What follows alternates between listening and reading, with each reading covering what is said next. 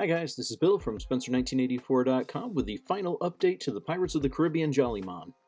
And overall, there's been a few mistakes, but I'm pretty happy with how it turned out. Yeah, so taking a look at it here, went and did some dry brushing across the entirety of the hull. Used a bunch of different browns, a couple of grays, used black on the iron straps here, and just kind of tried to go over, show a little bit of wear. You got the lower halves of the rudder hinges. We'll take a look at the rudder in a little bit. And just tried to make it look used and not in the best of shape. Especially tried to do a little bit more toward the front where it would be cutting through the water and give it a little more wear and tear up there. Now it's got kind of a salt and sun-blasted look. And then moving up the forestay to the sail. So I found a really neat tutorial on the Model Ship World forum for how to make a furled sail. And because this is a larger scale than what they usually deal with, I did use heavier cloth than what was recommended. This is actually an old t-shirt that I stained so that it looked like canvas. And then I folded it up and tied it off according to the instructions. And I think that worked out pretty well. Then flip around to the back. You can kind of see how I've got it tied off and what it looks like from this side. Again, I think that worked out okay. So up to probably the cleanest part of this whole build. The flag is made out of tissue paper. And then I soaked it and white glued it so that it would drape kind of realistically here. I figured that should probably have the least amount of weathering of anything.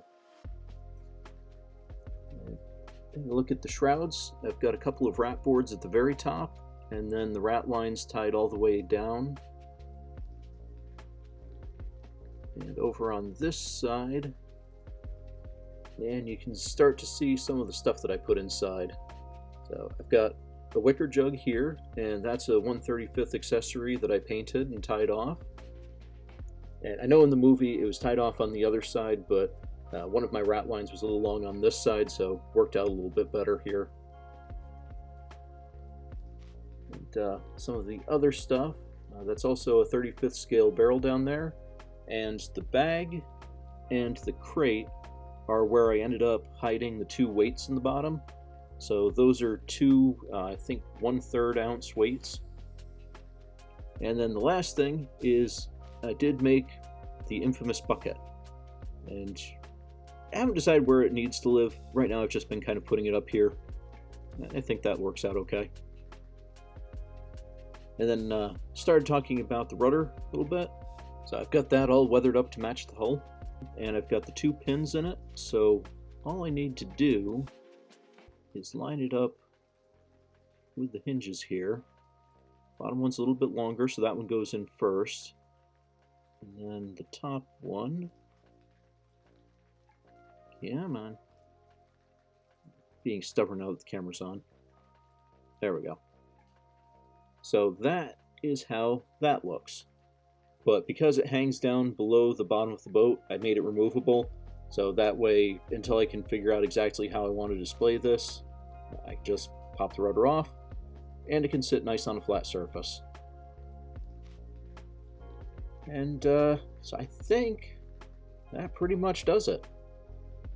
So overall thoughts on the base kit. The model ship weighs Lowell Grand Banks Dory. It is exactly what they describe. For a beginner kit, it's really nicely done, goes together pretty easily, and as you can see, it's even got lots of potential for custom work. So thanks for joining me as I tried something new here this summer. I'm going to be back to traditional car kits next week. I'm going to have a brand new project on the bench, so you can check back then, and thanks for watching.